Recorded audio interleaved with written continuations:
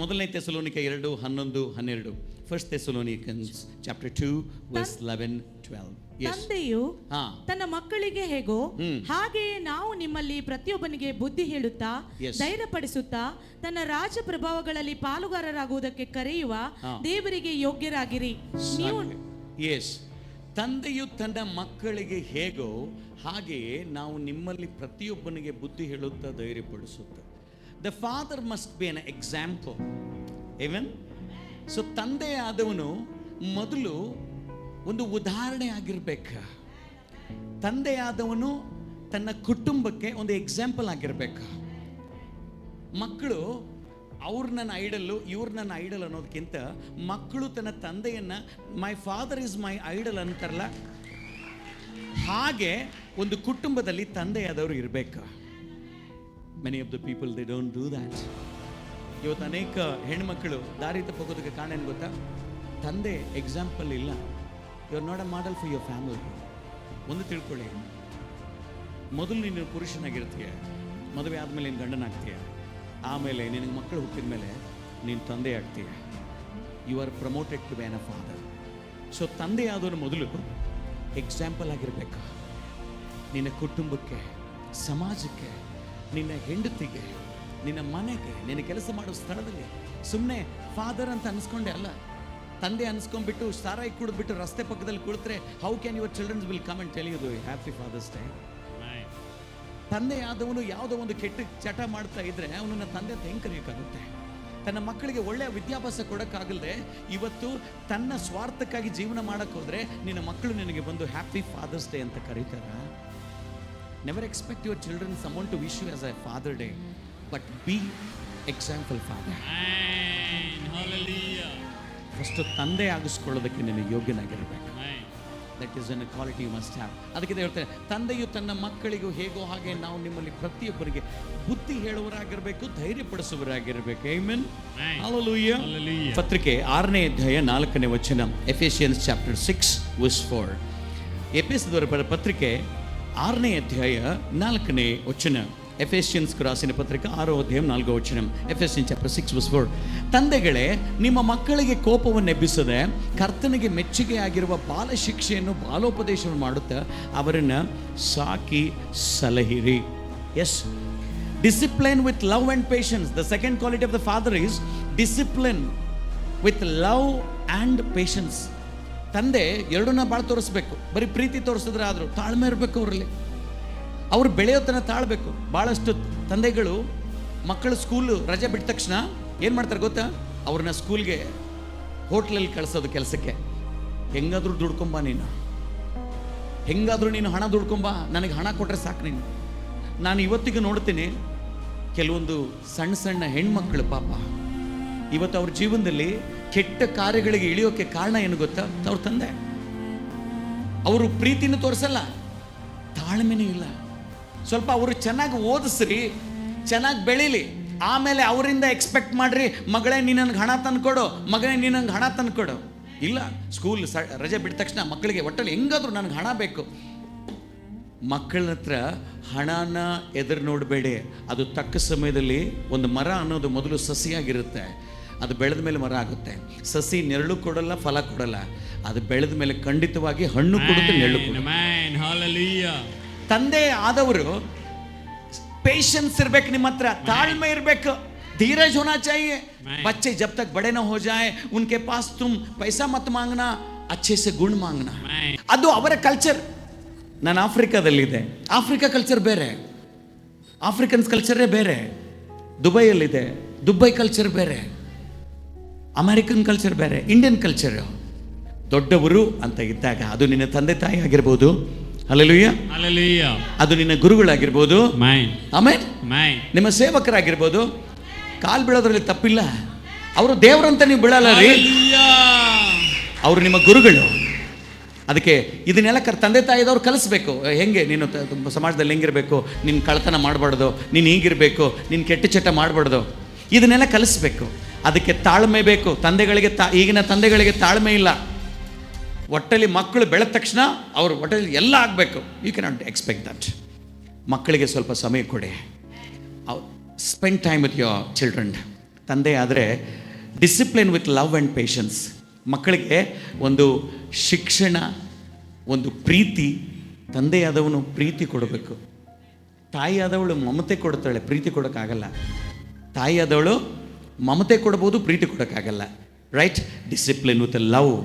ಪ್ರೀತಿ ಮಾಡಿ, ನಿಮ್ಮ ಮಕ್ಕಳನ್ನ ಪ್ರೀತಿ ಮಾಡಿ. ಇವತ್ತು ನಿಮ್ಮ ಮಕ್ಕಳು ಕೆಟ್ಟ ದಾರಿ ತುಳಿಯೋಕ್ಕೆ ಕಾರಣ ಏನಂತಂತಂದರೆ ಅವರಿಗೆ ತಂದೆಯಾದವನು ಪ್ರೀತಿ ಕೊಡ್ತಿಲ್ಲ, ಬರೀ ಹೊಡೆಯೋದು ಬಡಿಯೋದು. ರೈಟ್? ಲವ್ ಆ್ಯಂಡ್ ಪೇಷನ್ಸ್, ತಾಳ್ಮೆಯಿಂದ. The second quality is discipline. ಅವರಿಗೆ ಪ್ರೀತಿ ಮತ್ತು ತಾಳ್ಮೆಯಿಂದ. ತಂದೆಯಾದವರು ತಾಳ್ಮೆ ತಗೊಳ್ಳಿ. ಕೆಲವೊಬ್ಬರು ತಂದೆ ತಾಯಿಗಳು, ಇದು ಯಾಕೋ ದಡ್ಡದಿ, ನೀನು ಸಾಲಿ ಬಿಡಿಸ್ಬಿಡ್ತೇನೆ. ತಾಳ್ಮೆ ಇರಬೇಕು.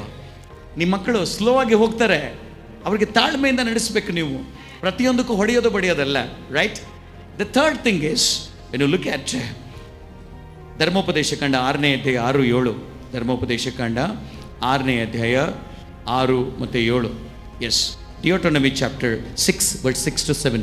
ನಾನು ಈಗ ನಿಮಗೆ ತಿಳಿಸುವ ಮಾತುಗಳು ನಿಮ್ಮ ಹೃದಯದಲ್ಲಿರಬೇಕು. ಇವುಗಳನ್ನು ನಿಮ್ಮ ಮಕ್ಕಳಿಗೆ ಅಭ್ಯಾಸ ಮಾಡಿರಿ. ಮನೆಯಲ್ಲಿ ಕೂತಿರುವಾಗಲೂ, ದಾರಿ ನಡೆಯುವಾಗಲೂ, ಮಲಗುವಾಗಲೂ, ಹೇಳುವಾಗಲೂ ಇವುಗಳ ವಿಷಯದಲ್ಲಿ ಮಾತಾಡಬೇಕು. ರೈಟ್? ಮಕ್ಕಳ ಮುಂದೆ ಭಕ್ತಿ, ಪ್ರಾರ್ಥನೆ, ಒಳ್ಳೆ ಮಾತುಗಳು. ಮಕ್ಕಳ ಮುಂದೆ ಕುಚ್ಚೋದ್ದೆ ಮಾತುಗಳನ್ನು ಮಾತಾಡಕ್ಕೆ ಹೋಗಬೇಡಿ. ಮತ್ತೊಬ್ರು ಮನೆ ಹಾಳು ಮಾಡೋದು ಮಾತಾಡಬೇಡಿ. ಅಯ್ಯೋ ಅವ್ನು ಚೆನ್ನಾಗಿಲ್ಲ, ಇವಳು ಚೆನ್ನಾಗಿಲ್ಲ, ಇದನ್ನೆಲ್ಲ ಮಾತಾಡೋದಲ್ಲ. ಮಕ್ಕಳ ಮುಂದುಗಡೆ ಬೈಬಲ್ ಹೇಳ್ತದೆ, ಒಬ್ಬನಿಗೆ ಭಕ್ತಿ ವೃದ್ಧಿ ಆಗುವಂಥ ಮಾತುಗಳಿದ್ರೆ ಮಾತ್ರ ಮಾತಾಡ್ರಿ. ಯಾವತ್ತು ನಾವು ಮಾತಾಡಿದ್ರೆ ಎಂಥ ಮಾತಾಡ್ಬೇಕು ಗೊತ್ತಾ? ಅದರಿಂದ ಮತ್ತೊಬ್ಬನು ಅವನು ಇನ್ಸ್ಪೈರ್ ಆಗಬೇಕು.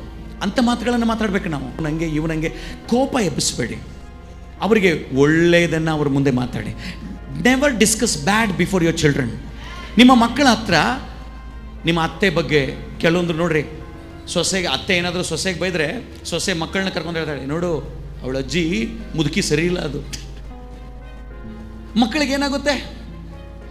ರೈಟ್? ಅಪ್ಪ ಇದ್ದವನು ಏನು ಮಾಡ್ತಾನೆ, ನಿಮ್ಮ ಇವರು ಸರಿ ಇಲ್ಲ. ಹೀಗೆ ಅವರ ಹತ್ರ ವಿರೋಧವಾದ ಮಾತುಗಳನ್ನು ಮಾತಾಡಬೇಡಿ. ಆ ಮಕ್ಕಳಿಗೆ ದ್ವೇಷ ಎಬ್ಸು ಮಾತಾಡಬೇಡ್ರಿ. ಅದಕ್ಕೆ ಮೂರನೇದು, leave out your faith daily. ನೀವು ವಿಶ್ವಾಸ ಬಿಡುವ ನಿಮ್ಮ ಪ್ರಾರ್ಥನೆ, ಮಕ್ಕಳ ಜೊತೆ ನೀವು ಸೇರಿದಾಗ ದೇವರ ಬಗ್ಗೆ ಮಾತಾಡ್ರಿ, ಪ್ರಾರ್ಥನೆ ಬಗ್ಗೆ ಮಾತಾಡ್ರಿ, ಭಕ್ತಿಯ ಬಗ್ಗೆ ಮಾತಾಡ್ರಿ. ರೈಟ್? ಶಿಕ್ಷಣ ಸ್ಕೂಲ್ ಕಲಿಸುತ್ತೆ, ಜಿಮ್ ಹೊರಗಡೆ ಅವ್ರು ಕಲಿಸ್ತಾರೆ, ಎಲ್ಲ ಹೊರಗಡೆ ಸಿಗುತ್ತೆ. ಆದರೆ ಭಕ್ತಿ ಇದೆ ಅಲ್ಲ, ಪ್ರಾರ್ಥನೆ ಇದೆ ಅಲ್ಲ, ಅದು ಮಕ್ಕಳಿಗೆ ನೀನು ಕಲಿಸ್ಕೊಡ್ಬೇಕು. ಹನ್ನೆಳು ತನ್ನ ಮಗಳಿಗೆ ಮಂದಿರದಲ್ಲೇ ಇಟ್ಟಿದ್ಲು. ನನ್ನ ಮಗ ರಾಜನ ರಾಣಿಯವಳು, ಆದರೆ ತನ್ನ ಮಗನ್ನ ಎಲ್ಲಿ ಕಲಿಸಿದ್ಲು ಗೊತ್ತಾ? ಮಂದಿರದಲ್ಲಿ ಬೆಳೆಸಿದ್ಲು ಅವಳು. ತಾನು ರಾಜ್ಯದಲ್ಲಿ ಅರಮನೆಯಲ್ಲಿ ಬೆಳೆಸ್ಬೋದಿತ್ತಲ್ಲ ತನ್ನ ಮಗನ್ನ, ಇಲ್ಲ.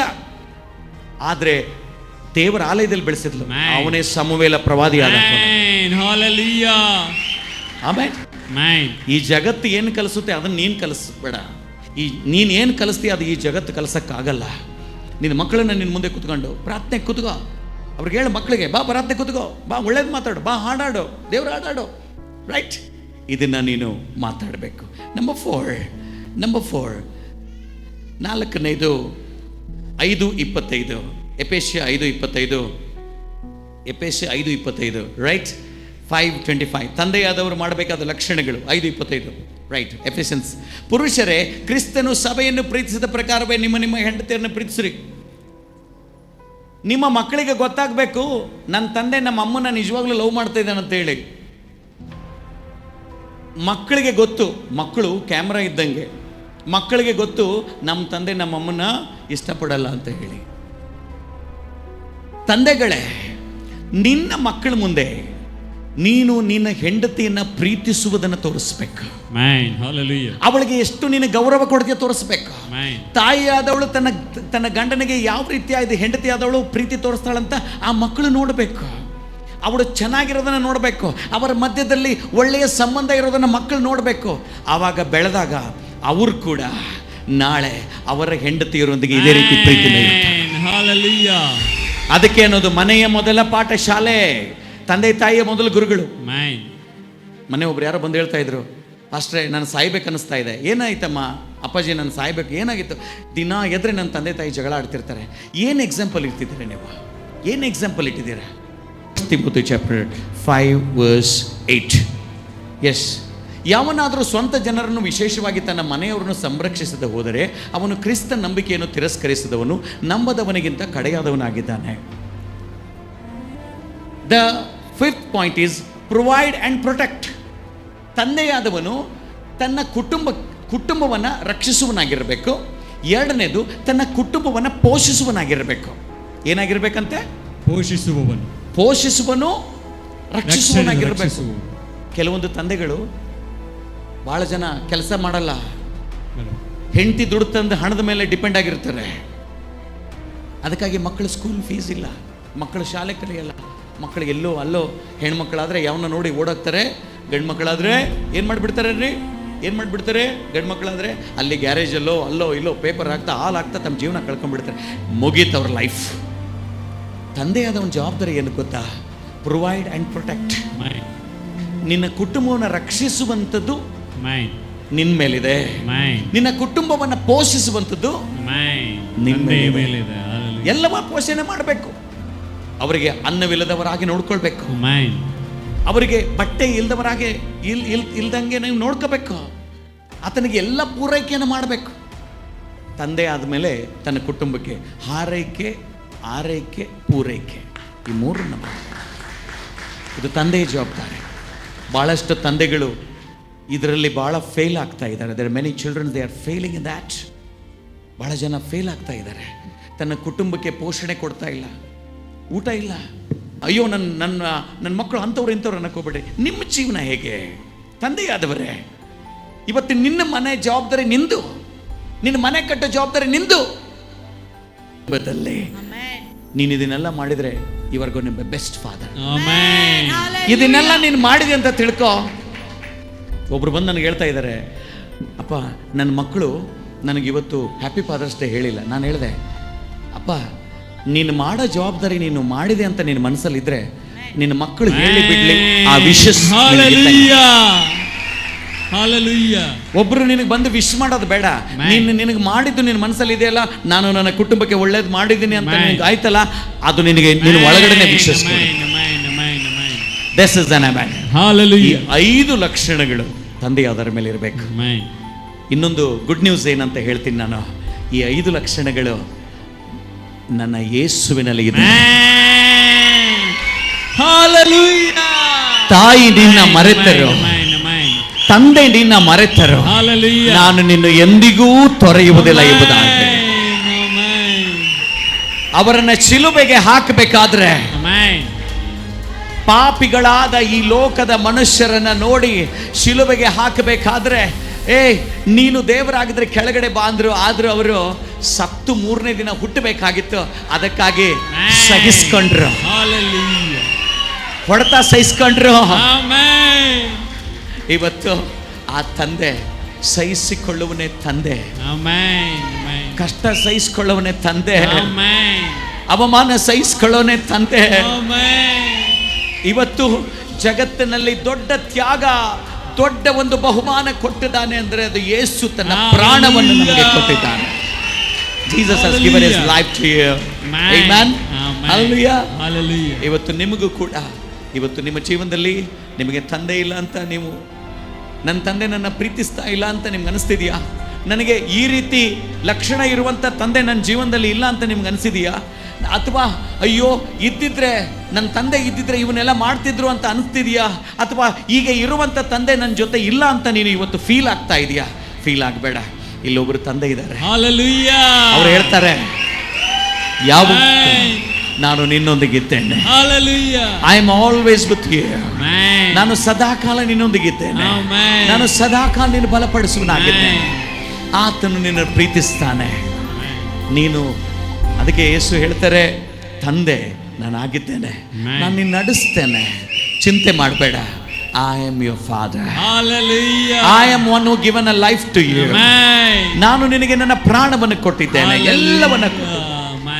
ಇವತ್ತು ಎಷ್ಟೋ ಜನಕ್ಕೆ ಇಲ್ಲಿ ಆ ರೀತಿ ತಂದೆ ಇಲ್ಲ. ಇವತ್ತು ತಂದೆ ಇಲ್ಲದೆ, ಒಂದು ಮನೆಯಲ್ಲಿ ತಂದೆ ಇಲ್ಲದೆ ಆ ಮನೆ ಒಂದು ದಿಕ್ಕಿಲ್ಲದಂಥ ದೋಣಿ ಥರ ಇದೆ. ಬಹಳಷ್ಟು ಕುಟುಂಬಗಳನ್ನ ನಾನು ನೋಡಿದ್ದೇನೆ. ತಂದೆ ಸರಿ ಇಲ್ಲದೆ ಕಾರಣ ಅವ್ರ ಕುಟುಂಬನೇ ಎಲ್ಲೆಲ್ಲೋ ಹೋಗ್ಬಿಟ್ಟಿದೆ. ಮಕ್ಕಳು ಎಲ್ಲೋ ಹೋಗಿದ್ದಾರೆ, ಹೆಂಡತಿ ಎಲ್ಲೋ ಹೋಗಿದ್ದಾಳೆ. The father because father don't ಬಾದರ್. ಅದಕ್ಕೆ ಯೇಸು ಇವತ್ತು ನಿಮ್ಮ ಜೀವನದಲ್ಲಿ ಒಬ್ಬ ಒಳ್ಳೆಯ ತಂದೆಯಾಗಿ ನೀನು ಬಿದ್ದಾಗ ನಿನ್ನನ್ನು ಎಬ್ಬಿಸುವುದಕ್ಕಾಗಿ Hallelujah. ಈ ಜಗತ್ತು ನಿನ್ನ ಅಪಾರ್ಥ ಅನ್ಕೊಂಡಾಗ ಈ ಯೇಸು ಅನ್ನೋ ತಂದೆ ನಿನ್ನನ್ನು ಪ್ರೀತಿಸಿ Amen. ಒಂದು ದಿನ ಒಂದು ವ್ಯಭಿಚಾರದ ಹೆಣ್ಣು ಅವಳು ತಪ್ಪು ಮಾಡಿದಾಳಂತ ಕಲ್ಲಿಸಿತ ಅವಳ ಹತ್ರ ಯೇಸು ಹತ್ರ ಕರ್ಕೊಂಡು ಬರ್ತಾರೆ. ನೋಡು, ಇವಳು ತಪ್ಪು ಮಾಡಿದಾಳೆ. ಅವ್ರ ತಂದೆ ಕೂಡ ಒಂದು ಕಲ್ಲು ಹಿಡ್ದಿದ್ದ, ಇವಳು ತಪ್ಪು ಮಾಡಿದಾಳೆ, ಕೊಲ್ಬೇಕು. ತಂದೆ ಮಗಳನ್ನ ಅಪಾರ್ಥ ಮಾಡ್ಕೊಂಡ. ಆದರೆ ಯೇಸು ಹತ್ರ ಹೆಣ್ಮಗಳನ್ನ ಕರ್ಕೊಂಡು ಬಂದಾಗ ಯೇಸು ಏನು ಹೇಳಿದ್ರು ಗೊತ್ತಾ? ನಿಮ್ಮಲ್ಲಿ ತಪ್ಪಿಲ್ದವರು ಈ ಹೆಣ್ಮಗಳ ಮೇಲೆ ನಿನ್ನ ಕಲ್ಲೆಸಿಬೋದು. ಹಲ್ಲೆಲೂಯಾ. Hallelujah. ಭಾಳಷ್ಟು ತಂದೆಗಳು ತಮ್ಮ ಮಕ್ಕಳನ್ನ ಅಪಾರ್ಥ ಮಾಡ್ಕೊಂಡಿದ್ದಾರೆ. ಮೊನ್ನೆ ನಾನು ನ್ಯೂಸಲ್ಲಿ ನೋಡ್ತಿದ್ದೆ, ಒಂದು ತಂದೆ ತನ್ನ ಮಗಳಿಗೆ ರಾತ್ರಿ 12 ಗಂಟೆಗೆ ಬಂದಿದ್ದಕ್ಕೆ ಕೊಚ್ಚಿ ಕೊಂದಂತೆ. ಅವನನ್ನಂತೆ, ಯಾವನ ಜೊತೆ ಮನ್ಕೊಂದು ನೀನು ಹಣ ತರಕ್ಕೆ ಹೋಗಿದ್ದೆ ಅನ್ನಂತೆ. ಕೊಚ್ಚಿ ಕೊಂದ ಮೇಲೆ 4 ದಿನ ಬಿಟ್ಟು ಆ ಓನರ್ಗೆ ಗೊತ್ತಾಯ್ತಂತೆ. ಅವಳು ಬಂದ್ಬಿಟ್ಟು, ಸರ್, ನಿಮ್ಮ ಮಗಳು ನನ್ನ ತಂದೆಗೆ ಕಿಡ್ನಿ ಪ್ರಾಬ್ಲಮ್ ಇದೆ ಅಂತ ಹೇಳಿ ನಮ್ಮ ಆಫೀಸಲ್ಲಿ ಸರ್ ಡಬಲ್ ಡ್ಯೂಟಿ ಮಾಡಿ ಆ ಹಣವನ್ನು ಆಪ್ರೇಷನ್ಗೋಸ್ಕರ ಹಣ ಅವಳು ಕಲೆಕ್ಟ್ ಮಾಡ್ತಿದ್ಲು ಸರ್. ಒಂದೇ ಸಲ ಆಪ್ರೇಷನ್ ಮಾಡಬೇಕಂತ ಹೇಳಿ ಡಬಲ್ ಡ್ಯೂಟಿ ಮಾಡಿ ಹೆದರ್ತಾ ಮನೆಗೆ ಬರ್ತಿದ್ದು ಸರ್. ಏನು ಸರ್, ಅಂಥ ಮಗಳನ್ನು ನೀವು ಕೊಂದಾಕ್ಬಿಟ್ರ ಸರ್?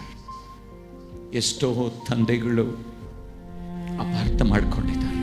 ಆದರೆ ನನ್ನ ಯೇಸು, ನಾನು ತಪ್ಪಿದಾಗ, ನಾನು ಎಡವಿದಾಗ, ನನ್ನನ್ನು ಈ ಸಮಾಜ ಅಪಾರ್ಥ ಮಾಡಿಕೊಂಡಾಗ ನನ್ನನ್ನು ಅರ್ಥ ಮಾಡಿಕೊಳ್ಳುವ ಒಬ್ಬರು ತಂದೆ, ಅದು ಯೇಸುವಾಗಿದ್ದಾರೆ. Hallelujah. ಅಂತ ತಂದೆ ನಿನ್ನ ಜೀವನದಲ್ಲಿ ಇವತ್ತು ಯೇಸು ಇದ್ದಾರೆ.